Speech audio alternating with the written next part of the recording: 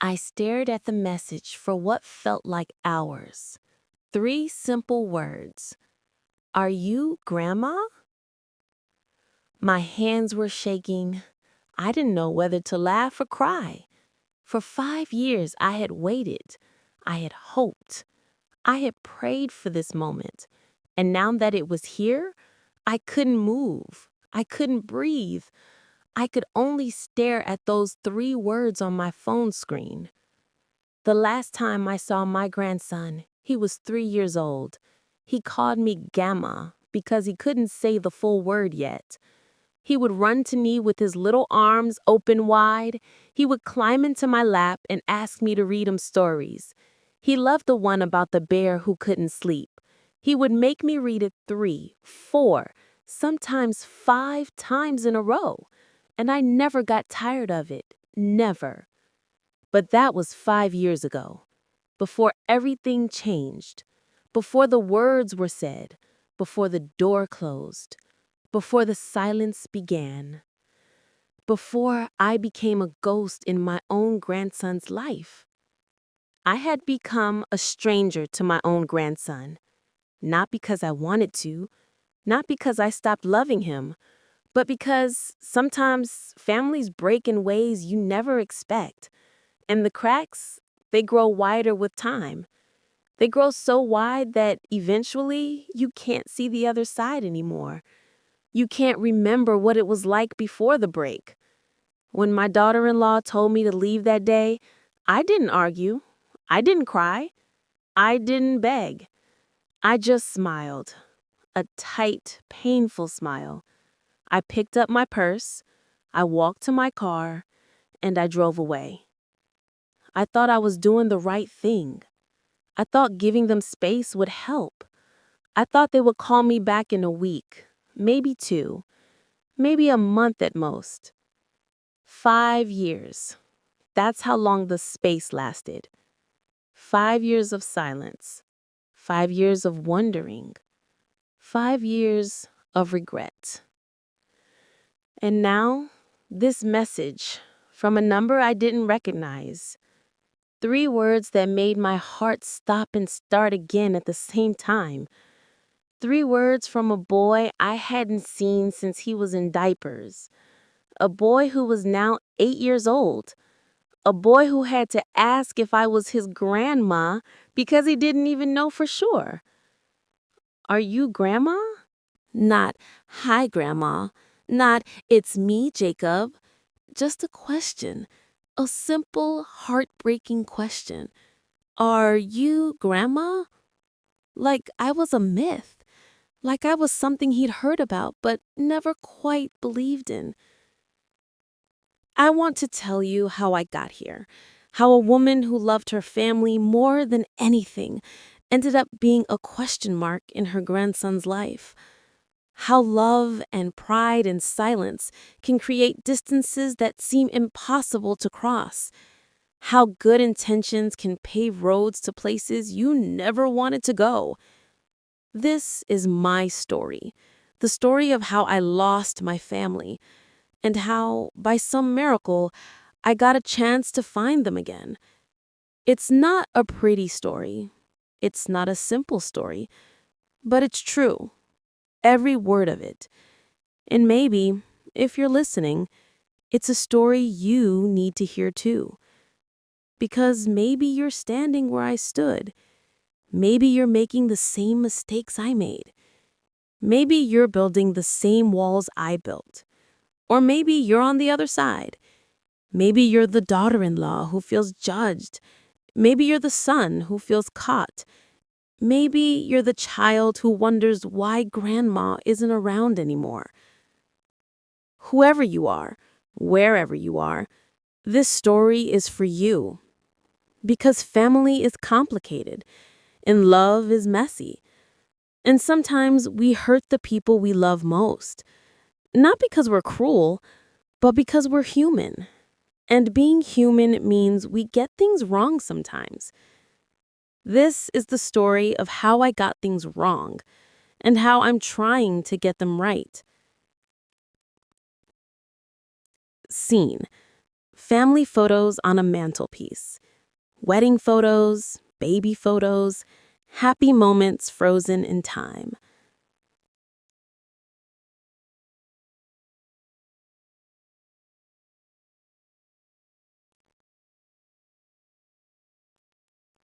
Let me take you back to the beginning, to when things were still good, to when I thought I knew what family meant. My son Daniel was always a gentle boy, quiet, thoughtful, different from the other boys his age. He loved books more than sports. He loved helping me in the garden more than playing video games. When other boys were playing football in the street, Daniel was planting tomatoes with me. He would get dirt under his fingernails and smile like he had found treasure. He would ask me the names of every plant, every bug, every bird we saw. I raised him alone after his father passed. Daniel was only 12 then, just a boy, too young to lose his father. I was too young to lose my husband. We were both too young for the grief that hit us. But we survived it. We became a team, just the two of us against the world. We had our routines. Friday nights were movie nights. We would make popcorn on the stove the old-fashioned way. We would choose a movie together, sometimes something funny, sometimes something serious. And we would sit on the couch with a blanket and just be together. Sunday mornings were pancake mornings. Daniel would help me mix the batter. He always wanted to flip them himself, even though half of them ended up on the floor when he was little. But I never minded. The mess was worth it to see him smile. We talked about everything, or so I thought. He told me about school, about his friends, about the girls he liked, about his dreams. He wanted to be an engineer. He wanted to build bridges, real bridges that connected places. I thought that was perfect for him, building connections. That's what Daniel did. He connected things. When Daniel went to college, I was so proud and so scared. He was the first person in our family to go to college. His father would have been so proud. I cried when I dropped him off at his dorm, but I tried not to let him see. I wanted to be strong for him. He studied engineering, just like he planned. He called me every Sunday, without fail. We would talk for an hour, sometimes more. He told me about his classes, his professors, his roommate who never cleaned. I told him about work, about the neighbors, about the garden, about everything and nothing. He came home for holidays, for birthdays, for no reason at all sometimes. He was still my boy, my sweet, gentle boy who liked planting tomatoes and building bridges. And then, in his junior year, he met Sarah. Now, I want to be clear about something. This is important. Sarah wasn't a bad person. She isn't a bad person. I want you to understand that. She was smart. She was beautiful. She had goals and dreams. She came from a good family. She was studying to be a teacher. She loved children. She wanted to make a difference in the world. As an older woman telling her story. And she made Daniel happy. I could hear it in his voice when he talked about her. I could see it in his face when he brought her home to meet me. He couldn't stop smiling. He couldn't stop looking at her. And that was all I wanted from my son, his happiness. I liked Sarah when I first met her. I really did. She was polite. She helped me in the kitchen. She asked about my life. She seemed genuinely interested. She held Daniel's hand like it was the most precious thing in the world. And I thought, this is good. This is what Daniel needs. Someone to love him. Someone to build a life with. They got married 2 years after graduation. A small ceremony in a garden. It was lovely, simple, elegant. Sarah wore her grandmother's dress, lace and silk. Beautiful. Daniel wore a navy suit. He cried when he saw her walking down the aisle. Happy tears. The best kind of tears. I cried too. Happy tears, but also scared tears. Because I knew things would change. I knew Daniel wouldn't be just mine anymore. And that was right. That was how it should be. But it was still hard. Still scary. Still sad in a way I couldn't quite name. When Sarah got pregnant, I was overjoyed. I mean, truly, deeply joyful. I was going to be a grandmother. A grandmother! I had dreamed of this moment. I had imagined it. I started buying baby clothes 6 months before the due date. Little onesies with animals on them, tiny socks, soft blankets. I knitted a blanket myself, blue and yellow, because they wanted the gender to be a surprise. I worked on it every night. Every stitch was filled with love. I imagined holding my grandchild, teaching him things, reading to him, taking him to the park, watching him grow, being part of his life, being important to him, being grandma. Jacob was born on a Tuesday morning in April.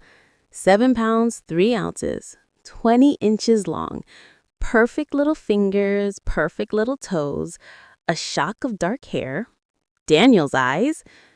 When they put him in my arms for the first time, I felt complete, like a missing piece of my heart had been found, like everything in my life had been leading to this moment. I looked down at his tiny face and I whispered, "Hi, Jacob. I'm your Gamma.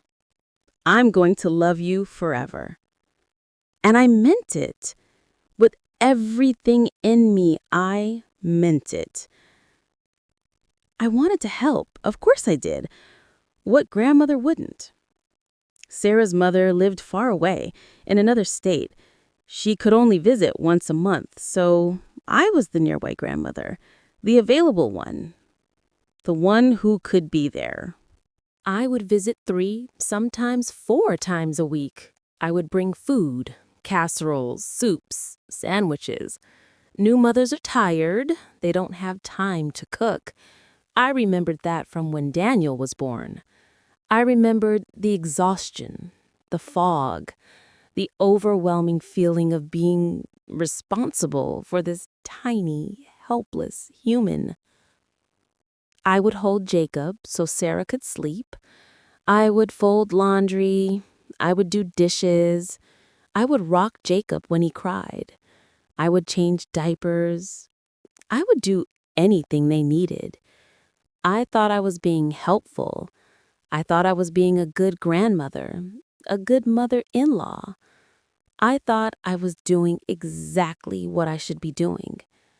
But looking back now, sitting here alone in my quiet house, I understand something I didn't understand then. Sometimes helping can feel like judgment. Sometimes suggestions can feel like criticism. Sometimes presence can feel like pressure. Sometimes love can feel like control. I didn't see it then. I was blind to it. But I see it now, clear as day, painful as a knife. Daniel went back to work after 2 weeks. It was hard for them. Money was tight. They had a small apartment, 2 bedrooms, 1 bathroom, nothing fancy. They were just starting out, building their life, building their family. Sarah was tired all the time. Jacob didn't sleep well. He had colic. He would cry for hours. Nothing seemed to help.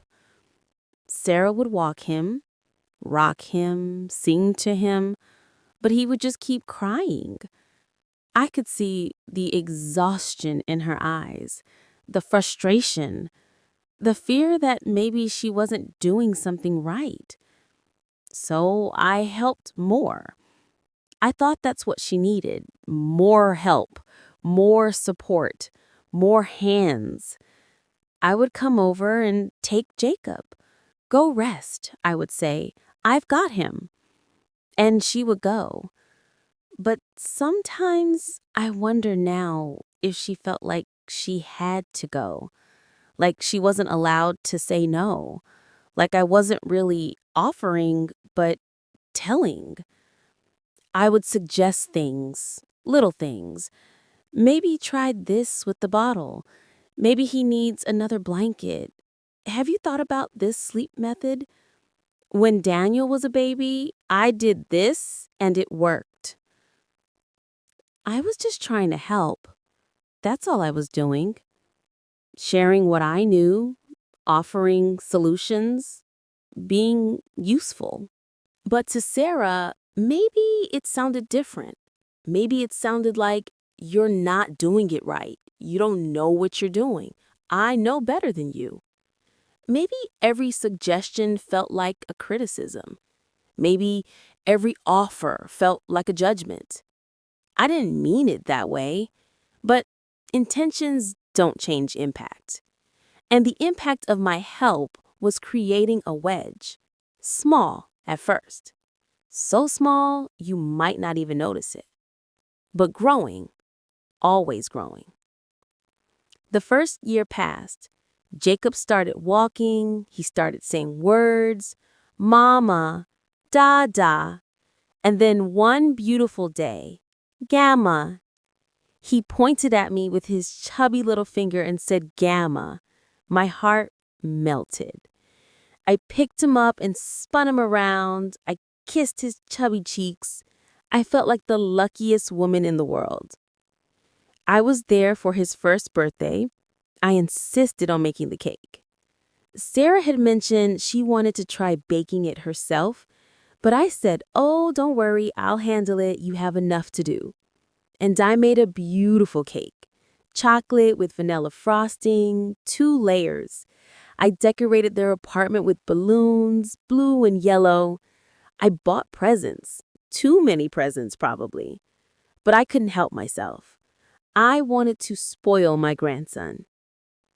Jacob smashed his cake with both hands and laughed. It was perfect. I took so many pictures. Too many pictures. But I wanted to remember everything. But I noticed something that day. Sarah seemed distant. She smiled, but it didn't reach her eyes. She said thank you, but her voice was flat. When I tried to help clean up, she said, I've got it. When I suggested opening presents in a different order, she just nodded and did it her way anyway. Daniel pulled me aside later that evening, after everyone left, after Jacob was asleep. We stood in the kitchen and he looked uncomfortable, nervous. Mom, he said softly, maybe give Sarah some space. Let her do things her way. I felt hurt, confused. What do you mean? I asked. I'm just trying to help. I know, Daniel said, but sometimes it feels like too much help. Too much help? How can there be too much help? I didn't understand. I still don't completely understand. But I nodded. I said okay, and I tried. I really did try. But trying and succeeding are different things. And I don't think I succeeded. I don't think I changed anything at all. The problems started small. So small you might not even call them problems. Just little moments. Little differences. Little cracks that you don't notice until they become canyons. I would suggest Jacob needed a warmer coat. Sarah would say he was fine. I would mention that Daniel used to love a certain toy at that age. Sarah would thank me politely and put it in a closet where it would never be seen again. I would offer to babysit. Sarah would say they were okay. They had it covered. They didn't need help. Every offer felt like it hit a wall. Every suggestion felt like it disappeared into air. Every attempt to connect felt like it was being rejected. And I didn't understand why. I was his grandmother. I loved him. Why didn't they want me around? One day, I brought over a high chair I found at a garage sale. It was in perfect condition. Wood, sturdy, beautiful. The kind of thing that lasts for generations. I was so excited to give it to them. I could picture Jacob sitting in it, growing in it. Maybe one day his children sitting in it. Sarah looked at it. She smiled, but the smile was tight, forced. "Thank you," she said, "but we already have a high chair." "Oh, but this one is better," I said. "See? It's solid wood. The one you have is plastic. This will last forever. This is an heirloom piece."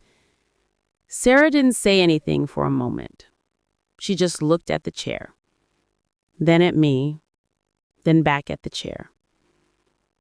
"I appreciate it," she finally said, "but we're happy with what we have." I felt a sting, a rejection. "But this is better quality," I insisted. "The plastic one won't last. This one will be here for Jacob's children." "We don't need it," Sarah said. Her voice was firm now. Not angry, just firm, final. I felt embarrassed, hurt. But I left the chair anyway. "Just in case you change your mind," I said. The chair stayed in their hallway for weeks. Every time I visited, I saw it there, untouched, unused. A reminder that my help wasn't wanted. A symbol of everything that was going wrong between us. Daniel stopped calling as often. Our Sunday calls became every other Sunday, then once a month, then even less. When I asked him about it, he said, "I've just been busy, Mom. Work is crazy. Jacob keeps us busy. You know how it is." But I knew. I knew something was wrong. I knew things were changing. I knew they were pulling away. And it scared me. It made me hold on tighter, which I realize now only made things worse. When Jacob turned 2, I offered to throw him a party at my house. I have a big backyard, a beautiful garden. I thought it would be wonderful. I could invite my friends. They all wanted to meet my grandson. I could make food, set up games, rent a bounce house maybe. It would be perfect. It would be special. Sarah said no. She said they wanted something small, just the 3 of them, maybe a few close friends. "But I'm family," I said. "I should be there." "You can come," Sarah said, "but we're not having a big party." "But it's his 2nd birthday," I said. "That's important. He should have a real celebration." Sarah was quiet for a moment. Then she said, "We'll celebrate how we want to celebrate." I felt excluded, pushed out like I didn't matter. "I just want to be part of his life," I said. My voice cracked. "You are part of his life," Sarah said, but her tone said otherwise. I hung up feeling angry, hurt, confused. I called Daniel later. "Why doesn't Sarah want me at Jacob's party?" I asked.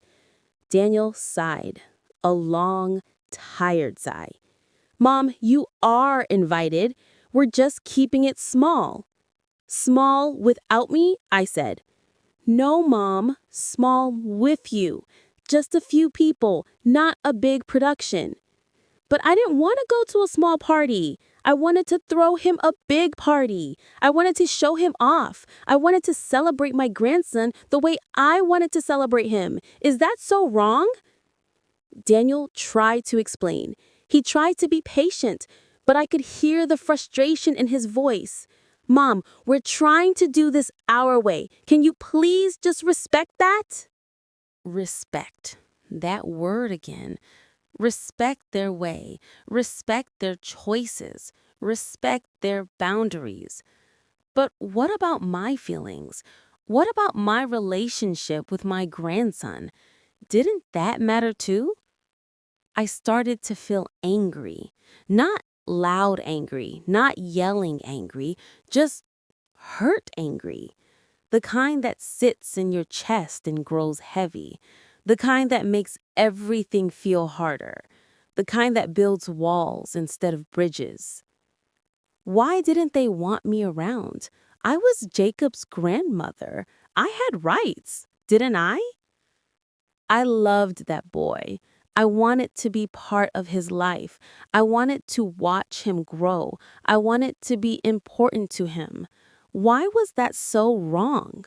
Why was I being made to feel like I was a problem? I started keeping track. I know that sounds petty, but I did. I counted how many times I called versus how many times they called. How many times I visited versus how many times they invited me. How many times I offered help versus how many times they accepted it. The numbers weren't in my favor, and that made me angrier, more hurt, more convinced that I was being treated unfairly. One evening, I couldn't take it anymore. I called Daniel. I didn't plan what I was going to say, I just called. And when he answered, it all came out. Everything I'd been holding in, everything I'd been feeling. I feel like you're pushing me away, I said. I feel like I'm not allowed to be a grandmother. I feel like Sarah doesn't want me around. I feel like I'm being erased from your life. There was silence. Long, heavy silence. I could hear him breathing. I could picture him standing there, trying to figure out what to say. Then he spoke. His voice was careful, gentle, but firm. Mom, he said, Sarah and I need to raise Jacob our way. We appreciate your help. We appreciate your love. But sometimes it feels like you're trying to raise him for us, like you don't trust us to make our own decisions. I felt like I'd been slapped. That's not fair, I said. I'm just trying to help. I'm just trying to be a grandmother. I know, Daniel said, but help means doing what we ask, not what you think is best, not what you would do, what we ask. I've raised a child, I said. My voice was sharp now. I raised you, and you turned out fine. I know what I'm doing. Mom, this isn't about you, Daniel said. This is about us, about our family, about our choices, and we need you to respect that. I do respect that, I said. But even as I said it, I knew it wasn't true. I didn't respect it. I thought I knew better. I thought my way was better. I thought my experience meant more than their instincts. We didn't talk for a week after that. When we finally did, we both pretended everything was fine. But it wasn't. The crack was there now, visible, growing, impossible to ignore. I started to notice other things, small things that hurt. When I visited, Sarah would stay in the kitchen. She wouldn't sit with me, she wouldn't chat, she would find things to do, always busy, always somewhere else.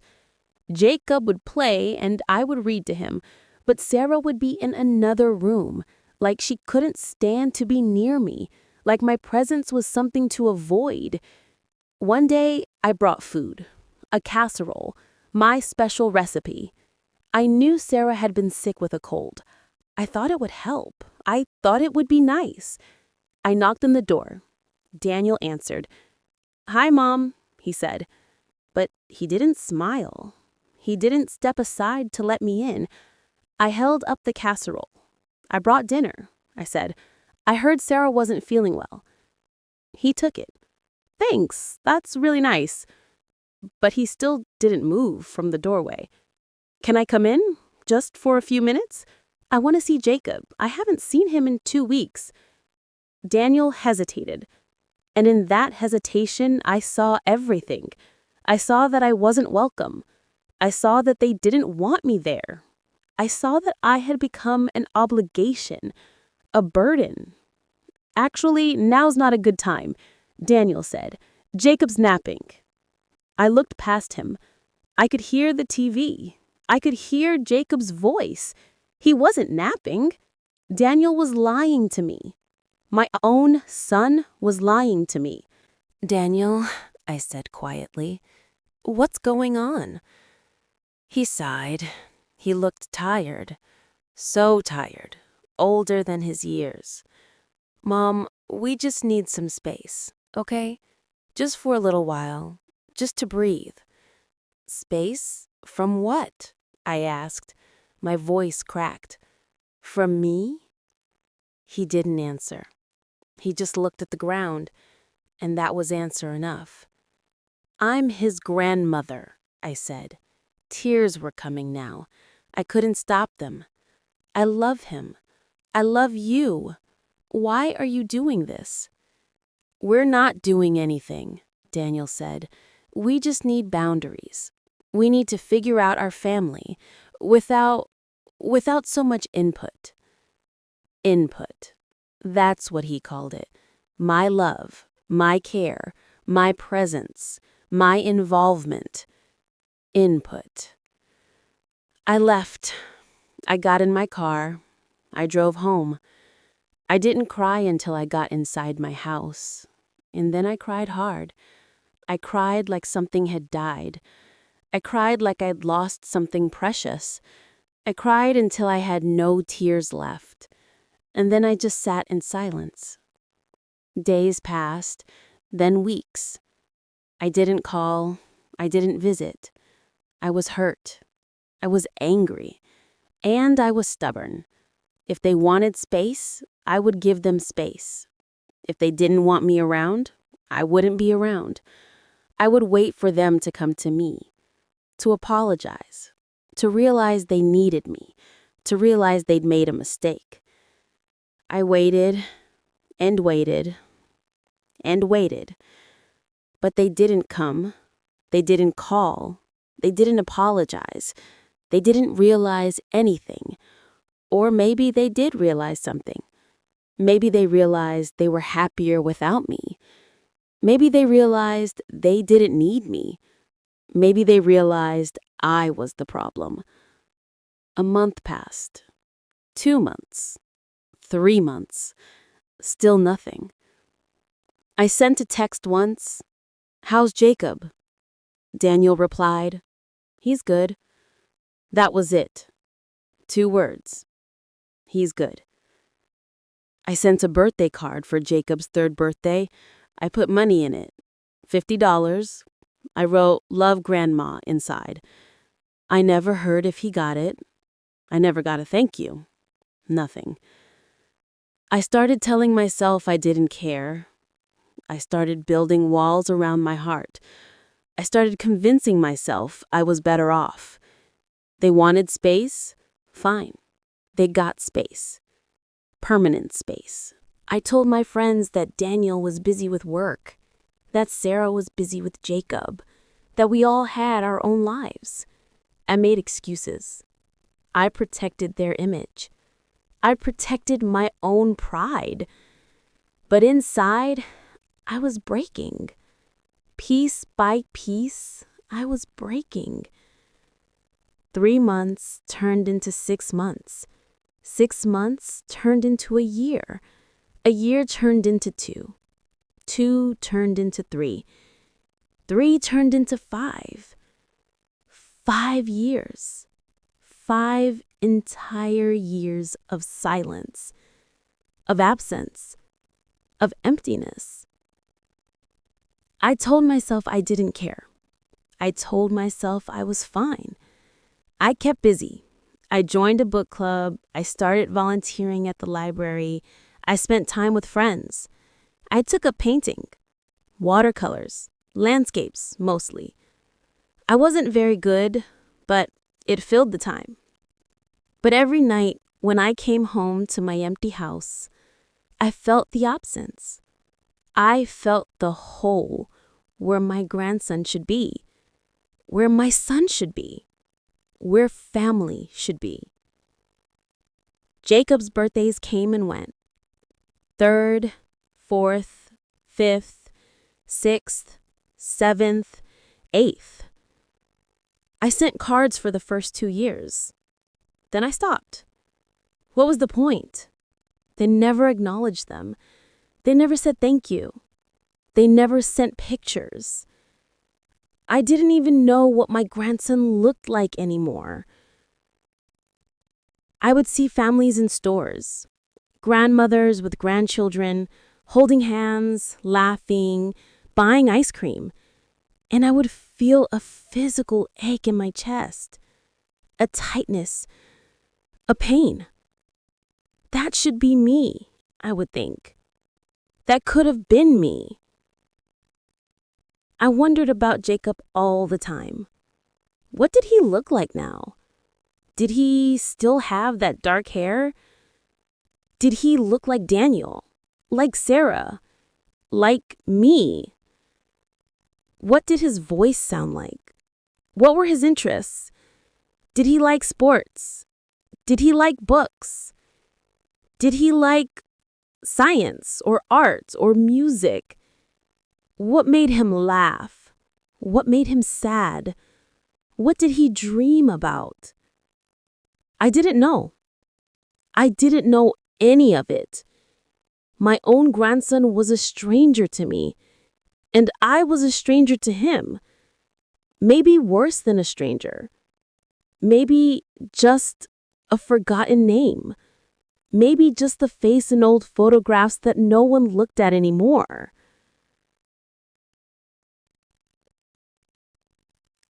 I thought about reaching out so many times, hundreds of times, thousands of times. I would pick up my phone. I would start typing a message. Hi, Daniel. How are you? How's Jacob? I miss you both so much. But then I would stop. I would delete it. I would put my phone down. What would I say? How would I start? Would they even respond? Would they tell me to leave them alone? Would they be angry? Would they be cold? I couldn't bear the rejection. I couldn't bear being told again that I wasn't wanted. So I stayed silent, and so did they. Pride is a terrible thing. It builds walls that seem impossible to tear down. It makes you stand on principle when you should be kneeling in humility. It makes you right when you should be sorry. It makes you alone when you should be together. And I was proud. So proud. I told myself they were wrong. I told myself I had done nothing but love them. I told myself they were ungrateful, selfish, cruel. I told myself I was the victim. I told myself I deserved an apology. But late at night, when I couldn't sleep, other thoughts would come. Quieter thoughts, uncomfortable thoughts, questions I didn't want to ask. Had I done too much? Had I pushed too hard? Had I criticized when I thought I was helping? Had I judged when I thought I was guiding? Had I controlled when I thought I was caring? I started to think about things differently. I started to replay moments in my mind. Not the big moments, the small ones. The tiny interactions that seemed meaningless at the time, but maybe weren't meaningless at all. I remembered Sarah's face when I brought that high chair. the tightness around her mouth, the way her shoulders tensed, the way she said thank you, but didn't mean it. I had thought she was ungrateful, but now I wondered, was she just tired? Tired of feeling like she wasn't good enough? Tired of feeling judged? Tired of feeling like she wasn't the mother she should be? I remembered the cake I baked for Jacob's first birthday, how Sarah had mentioned she wanted to try making it herself, and how I had said, "Oh, don't worry, I'll handle it." I thought I was helping. I thought I was taking a burden off her shoulders. But I had taken something from her, hadn't I? Her chance to make her son's first birthday cake. Her chance to create that memory. Her chance to be the mother she wanted to be. I remembered all the times I said, "When Daniel was a baby, I did this." How many times had I said that? How many times had I used my experience as a weapon? How many times had I made Sarah feel like she was doing everything wrong? I started writing things down in a journal. All the moments I could remember, all the things I said and did, all the times I thought I was helping, but maybe I was hurting. All the times I thought I was loving, but maybe I was controlling. The list was long, longer than I expected, longer than I wanted to admit. I began to see a pattern I didn't want to see, a pattern I had been blind to for years. I didn't ask what they wanted. I assumed. I didn't ask what they needed. I decided. I didn't listen to their choices. I tried to change them. I didn't respect their way of doing things. I insisted on my way. I didn't mean to take over. I didn't mean to make Sarah feel small. I didn't mean to make Daniel feel caught between us. I didn't mean to create this mess. But intentions don't erase impact. And my impact had been damage. Real, lasting damage. I loved them. I still love them. I never stopped loving them. But love without respect is just control with a prettier name. Love without boundaries is just invasion with good intentions. Love without listening is just noise. The years were long, so long. Empty, quiet. I aged. I saw it in the mirror. More gray hair, more lines around my eyes, more sadness in my face. I looked like what I had become, a woman with regrets, a woman who had lost her family, a woman who was too proud and too stubborn to admit she was wrong.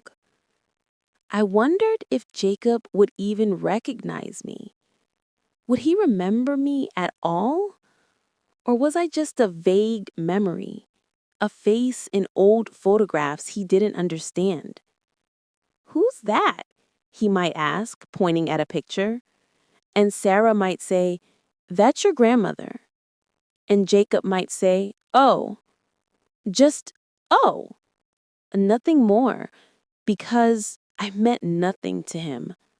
I was a stranger.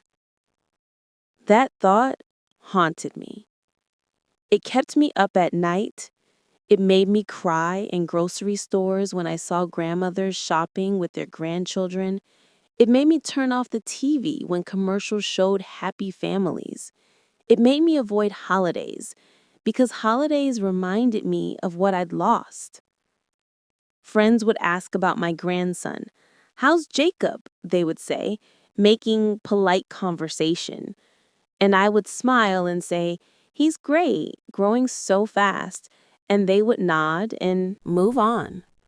They didn't know I hadn't seen him in years. I was too ashamed to admit it, too embarrassed to say I'd been cut out of his life, too proud to admit I was the reason why. My son, who I raised alone, My son, who I gave everything to. My son, who I loved more than my own life. My son was a stranger now, and it was my fault. Not entirely, but mostly. If I was honest with myself, mostly my fault. I could have apologized years ago. I could have swallowed my pride. I could have admitted I was wrong. But I didn't. I waited for them to come to me. I waited for them to apologize first. I waited for them to realize they needed me.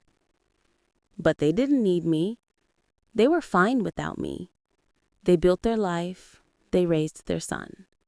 They were a family without me. Year 5 arrived, quietly. No fanfare, no change. Just another year of silence, another year of absence, another year of regret. I had stopped hoping. I had stopped waiting. I had accepted that this was my life now, alone, without my son, without my grandson. This was my punishment for being too much, for loving too hard, for not knowing when to step back. Then, one Tuesday afternoon in October, my phone buzzed, a text from an unknown number. I almost ignored it. I got spam texts all the time, people trying to sell me things, scammers, wrong numbers. But something made me open it. Maybe intuition, maybe luck, maybe fate. I don't know, but I opened it. And when I read those 3 words, the world stopped. Are you Grandma? I stared at the screen. I read it again and again and again. 3 words, simple, direct, from a number I didn't recognize, but somehow I knew. Deep in my soul, I knew it was Jacob. My hands shook, my vision blurred with tears. My heart pounded so hard I thought it might break through my chest. I couldn't breathe. I couldn't think. I could only stare at those 3 words. Are you Grandma? Are you my grandma? Not, are you my grandma? Just, are you Grandma? Like he wasn't even sure. Like I was a concept, a possibility, a question mark. Like he had heard about me, but didn't know if I was real. How do you answer that? How do you answer when the truth is so complicated? When yes means admitting you've been absent. When yes means opening a door you're terrified to walk through. When yes means facing everything you've lost. I sat there for 20 minutes, maybe longer, maybe hours. Time felt strange, warped. I didn't know what to say. I didn't know if I had the right to say anything. I didn't know if this was real or if I was dreaming. I didn't know if this was a cruel joke or a miracle. But then I thought about Jacob, an 8-year-old boy, reaching out, looking for me, asking if I existed.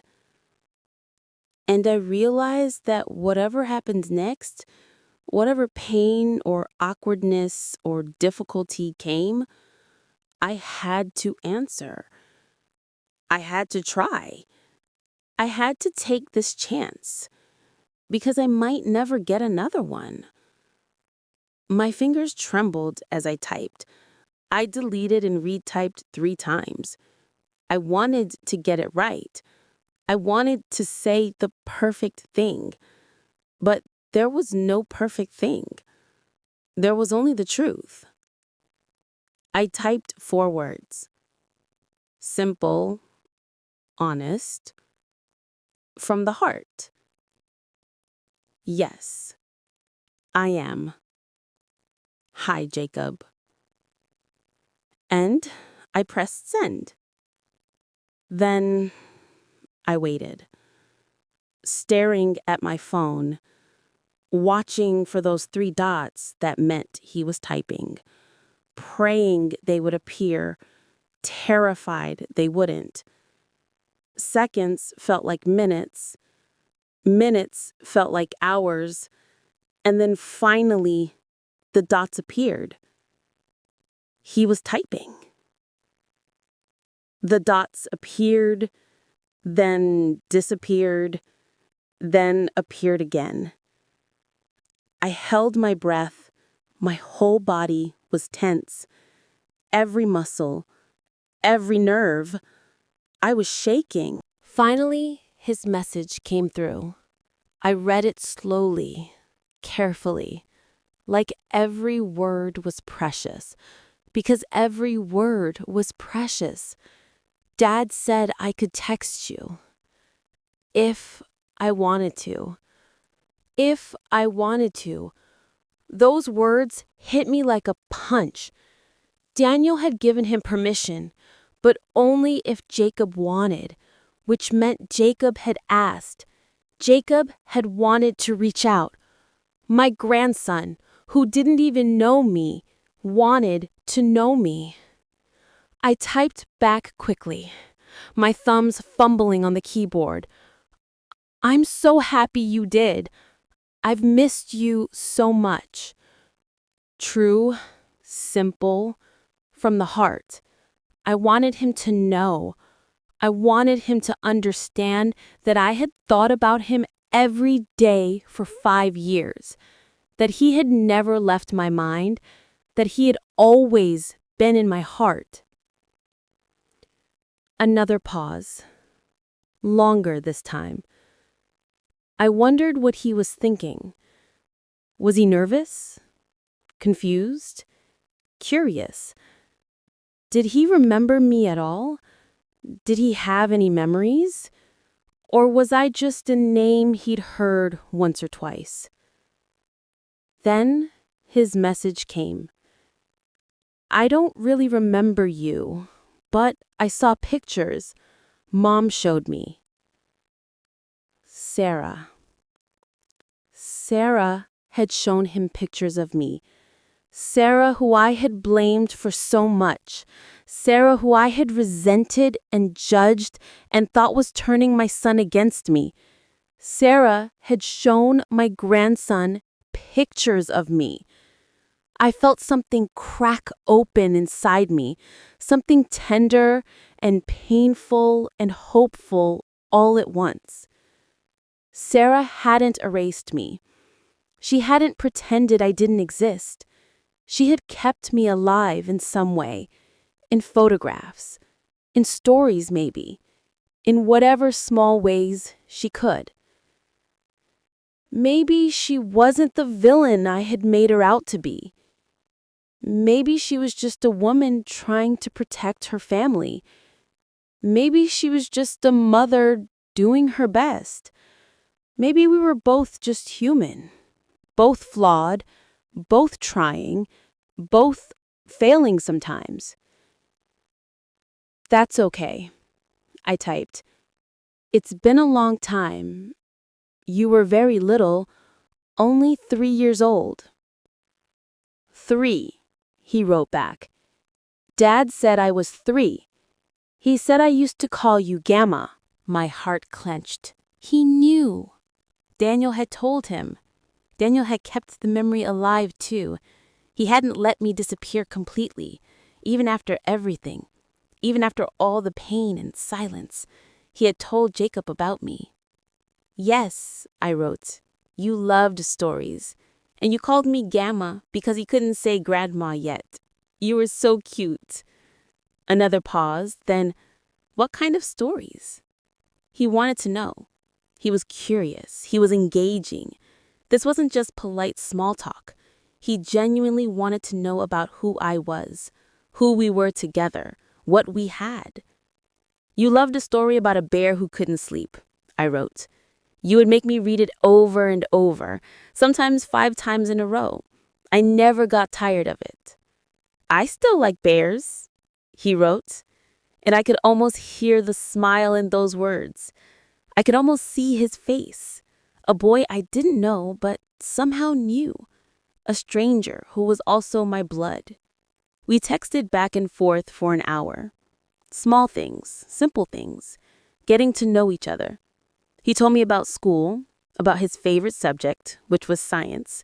He liked learning about space and planets and stars. He told me about his dog, a rescue, named Buddy. He had brown fur and liked to chase squirrels. He told me about his soccer team. He played midfielder. His team was called the Lightning Bolts. I told him about my garden, about the tomatoes I still grew every summer, just like I used to grow with his dad. I told him about the book club I joined. We were reading mysteries mostly. I told him about my watercolor painting. I wasn't very good, but I enjoyed it. I kept it light, easy. I didn't want to overwhelm him. I didn't want to be too much. I didn't want to scare him away. I had learned my lesson. Or I was trying to learn it. This time, I would let him lead. I would follow his pace. I would respect his boundaries. Before he said goodbye, he sent one more message. And when I read it, I had to put my phone down and cry for a full 5 minutes. Dad said, maybe you could come to my soccer game on Saturday, if you want to. If I want to? I almost laughed through my tears. If I want to. As if there was anything in the world I wanted more. As if my entire heart wasn't screaming, yes, yes, yes. But I kept my response calm, measured. I didn't want to be too much. I would love that, I wrote. Thank you for inviting me, Jacob. Okay, he wrote. It's at 10 a.m., Parker Field. Dad will send you the address. I'll be there, I wrote. And I meant it with every fiber of my being. After he said goodbye, my phone buzzed again. Daniel, my son, my boy. We hadn't spoken in months. We had been strangers for so long. Hi, Mom, his text said. Jacob wanted to reach out. I hope that's okay. Hope that's okay? Hope that's okay? It was everything. It was the answer to prayers I'd been praying for 5 years.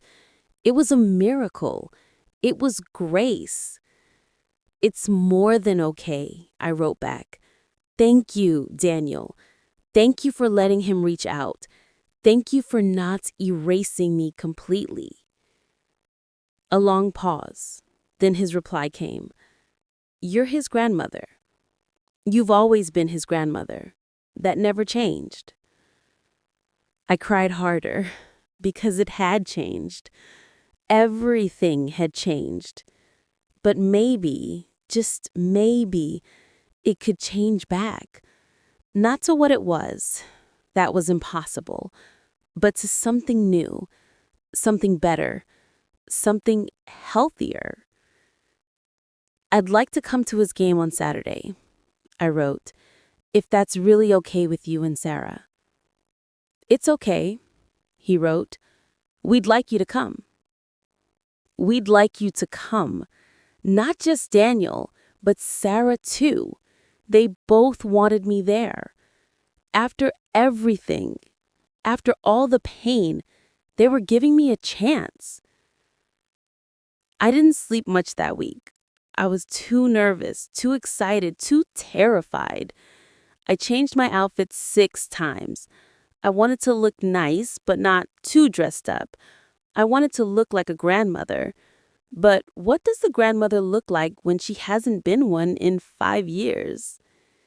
I settled on jeans and a nice sweater. Casual, approachable, normal. I didn't want to stand out. I didn't want to make this about me. This was about Jacob, about watching him play, about being there for him. Saturday came too slowly, and too fast at the same time. I woke up at 6 in the morning, even though the game wasn't until 10. I made coffee. I couldn't eat breakfast. My stomach was in knots. I paced my house. I checked the clock every 5 minutes. Finally, it was time to leave. I got in my car. My hands were shaking so badly, I could barely put the key in the ignition. I drove slowly, carefully. I didn't want to be late, but I also didn't want to be too early. I wanted to time it just right. I arrived 15 minutes early. Too early. I sat in my car and watched families arrive. Parents with folding chairs, siblings running around, grandparents with cameras and water bottles and snacks. Everyone belonged there. Everyone had a right to be there. Everyone, except me. Or so it felt. Then I saw them. Daniel's car pulling in. Sarah getting out first. Then Daniel, and then the back door opened and out jumped a boy, tall for his age, thin, athletic looking, dark hair like Daniel's, running ahead with a soccer ball under his arm. Jacob. My breath caught in my throat. I couldn't move. I couldn't breathe. I just stared. He was so big, so different from the toddler I remembered. But when he turned and smiled at something Daniel said, I saw him, my grandson, still there in that 8-year-old face, in that smile, in the way he bounced when he walked. I got out of my car. My legs felt weak, like they might give out. I walked toward them slowly. Each step felt heavy. Each step felt like crossing an ocean. Daniel saw me first. He said something to Sarah. She looked up. Our eyes met across the parking lot, and I saw it. The same caution I felt, the same nervousness, the same hope. She nodded at me, a small nod, but a nod. An acknowledgement. Permission. I kept walking. Closer. Closer. Until I was standing in front of them.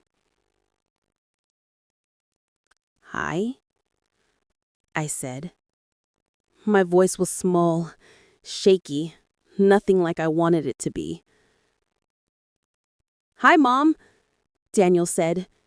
He looked nervous, like he wasn't sure what would happen next, like he was ready to step between us if things went wrong. Older women telling her story. Sarah looked at me, really looked at me. I saw tiredness in her eyes, and something else. Maybe forgiveness, maybe just resignation. I don't know. But she wasn't angry.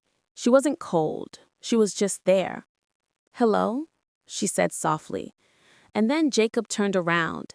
He had been distracted by his soccer ball, but now he looked at me, really looked at me, studying my face, trying to match it to the pictures he'd seen, trying to figure out if I was who he thought I was. Grandma, he said, testing the word, seeing how it felt in his mouth. And when he said it, something inside me broke and healed at the same time. Yes, I said. My voice broke. Tears came. I couldn't stop them. Hi, Jacob. He smiled, a small, unsure smile, but a smile, a real smile. Hi. I wanted to hug him, to pull him close and hold him tight and never let go, to make up for 5 years of missed hugs, 5 years of missed birthdays, 5 years of being absent. But I didn't. I stayed where I was. I let him come to me if he wanted. And after a moment he did. He walked over, slowly, carefully, and he gave me a quick, awkward hug. It lasted maybe 3 seconds, maybe less, but it was everything. It was 5 years of waiting, 5 years of hoping, 5 years of praying, all wrapped up in 3 seconds. When he pulled away, he looked up at me. Are you going to watch my game? Yes, I said, if that's okay with you. Yeah, he said, and then he smiled bigger.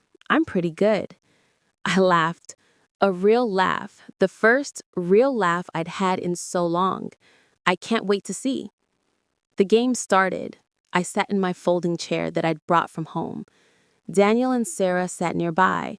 Not next to me. There were a few empty chairs between us, a physical representation of the distance that still existed. But we were close enough. Close enough that we were together. Close enough that we were trying. I watched Jacob play. And he was good. Really good. Fast, coordinated, focused. He scored a goal in the first half. A beautiful shot from midfield. The ball soared past the goalie. The parents cheered. The kids on his team mobbed him. And he looked over at us. At all of us. And he grinned. I wanted to scream, to jump up and down, to make a scene, but I didn't. I clapped, I cheered, but I didn't make it about me. I didn't embarrass him. I didn't be too much. At halftime, Jacob ran over to us, sweaty, out of breath, happy. Did you see my goal? He asked, looking at all of us, at me, at Daniel, at Sarah. We did, Daniel said proudly. Great shot, buddy. It was amazing, Sarah added. Jacob looked at me, waiting, wanting my approval too. It was wonderful, I said. You're a really great player, Jacob. He grinned. Thanks, Grandma. Grandma. He said it so naturally, like he'd been saying it his whole life, like there hadn't been 5 years of silence, like I'd always been there. And maybe, in his young mind, I had been, not physically, but as a concept, as someone his parents told him about, as someone who existed even if she wasn't present. Then he ran back to his team, and I watched him go, and I felt something I hadn't felt in so long. Hope. After the game, we stood in that awkward space where no one knows how to say goodbye. Sarah took Jacob to the car to get him water. It was just me and Daniel. Father and son, mother and son. Two people who had been so close, and then so far apart. Thank you for coming, Daniel said quietly. It meant a lot to him. It meant everything to me. Then, after taking a deep breath, I said, Daniel, I'm sorry. He looked at me, surprised. His eyes got watery. Mom? No, please let me say it. I need to say it. I'm sorry. For everything. For not respecting your choices. For making Sarah feel like she wasn't good enough. For trying to control everything instead of just supporting you. For not listening. For not stepping back when I should have. For being too much. For all of it. I didn't see it then, but I see it now. And I'm so, so sorry. Daniel's eyes filled with tears. He looked down, then back at me. I'm sorry too, he said, his voice cracked. For shutting you out completely. For not trying harder to fix things. For letting 5 years go by. That's on me too, Mom, not just you. It's mostly on me, I said. I was the problem. I know that now. We all made mistakes. Me, Sarah, you, we all could have done better. We stood there for a moment, just looking at each other, seeing each other for the first time in so long, really seeing each other. "We can't go back to how things were before," Daniel said carefully. "I know," I said quickly, "and I don't want to. I want to go forward. Differently. Better. With boundaries, with respect, with listening. I want to do this right this time." He nodded. "That would be good. Maybe I could come to another game?" I asked, hesitantly, hopefully, terrified of the answer. "I think Jacob would really like that." Then he added, "And so would we, Sarah and I. We'd like that too." We hugged, a real hug, long and tight and genuine, the kind we hadn't shared in years, the kind that says, "I love you," and "I'm sorry," and "let's try again," all at once. And when we pulled apart, something felt lighter. Not fixed, not healed completely, but lighter, like a weight had been lifted, like maybe, just maybe, we could find our way back to each other. Over the next few months, things slowly, carefully, got better. It wasn't easy. It wasn't smooth. There were awkward moments. There were times when old patterns tried to resurface, but we worked through them, together. I went to more soccer games, one every 2 weeks at first, then one every week. Jacob started running to me after games, started telling me about his plays, started asking me to come. I was invited to Sunday dinners, not every week, but some weeks, maybe twice a month. I was invited to Sunday dinners, not every week, but some weeks, maybe twice a month. And I learned to wait for invitations instead of assuming I was always welcome. I learned that boundaries weren't rejection. They were health. They were protection for everyone. I learned to ask before offering advice. "Would you like my thoughts on this?" became my new favorite question. And sometimes they said yes, and sometimes they said no. And I learned to be okay with both answers. I learned that no didn't mean I was being rejected. It just meant they wanted to figure it out themselves, and that was okay. That was good even. Sarah and I had coffee one day, just the two of us. I asked her, I said, "Would you be willing to have coffee with me, just us?" And she said yes. I was shocked, but I said thank you. And we met at a little cafe downtown.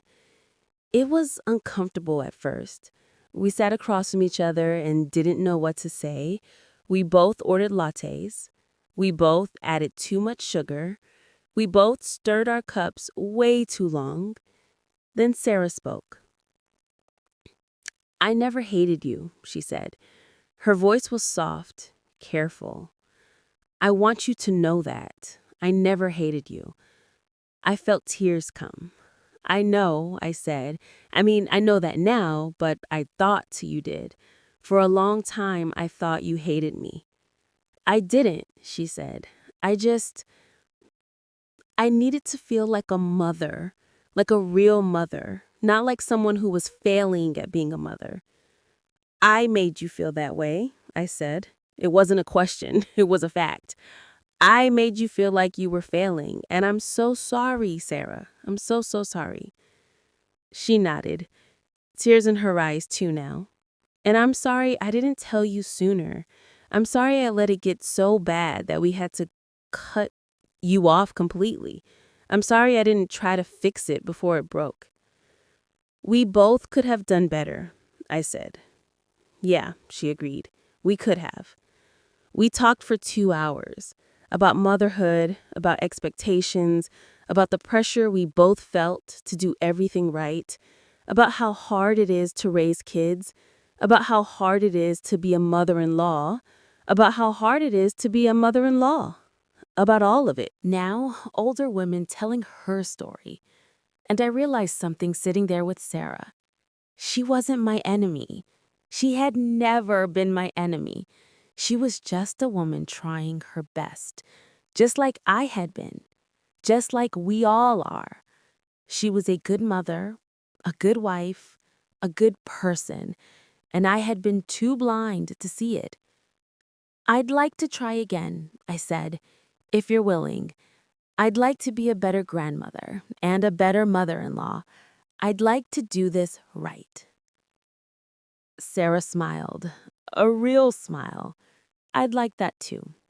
Today, Jacob is 9 years old, almost 10. In just 2 more months, he'll be in double digits. He likes to remind me of that. Grandma, I'm almost 10. That's basically a teenager. I laugh every time. Not quite, sweetie, but almost. We have a good relationship now, a really good relationship. Not the relationship I imagined when he was born.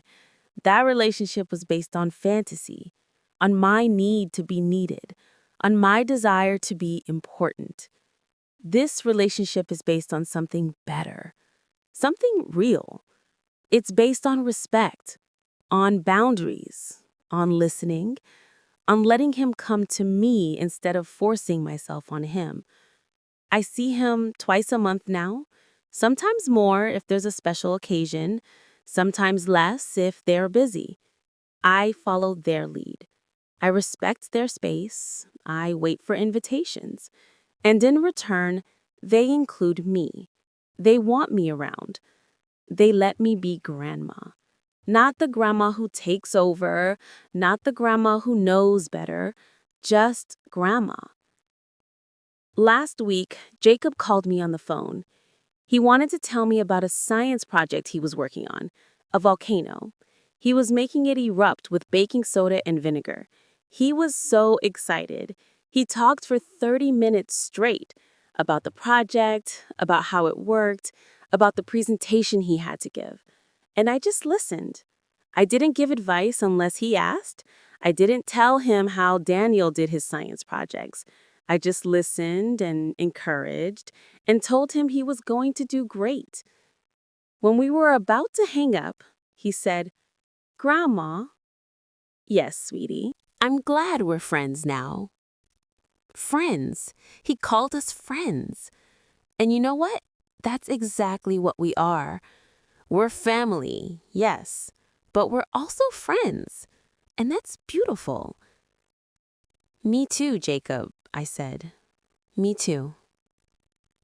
I look back at those 5 years now, and I see them differently. They were painful. They were wasteful. They were full of loneliness and regret. But they also taught me things I desperately needed to learn. I learned that love isn't about control. It's about release. It's about trusting the people you love to make their own choices, even when you disagree, even when you think you know better, even when it scares you. I learned that being a grandparent isn't about being a second mother. It's not about redoing motherhood. It's about being a support, a soft place, a presence without pressure, a love without strings. I learned that boundaries aren't rejection. They're protection. They're healthy. They're necessary for everyone involved. And respecting them is how you show real love. I learned that it's never too late to apologize, never too late to change, never too late to admit you were wrong, never too late to try again. And I learned that pride is the enemy of connection, that being right is less important than being close, that winning an argument is meaningless if you lose your family in the process. If I could go back, I would do so many things differently. I would listen more and talk less. I would step back more and push forward less. I would trust more and worry less. I would respect more and control less. I would ask more and assume less. But I can't go back. None of us can. We can only move forward with the lessons we've learned, with the love we still have, with hope for better days, with humility instead of pride, with grace instead of judgment. It's not too late. It's never too late to build a bridge. It might be scary. It might be uncomfortable. It might require you to swallow your pride and admit you were wrong.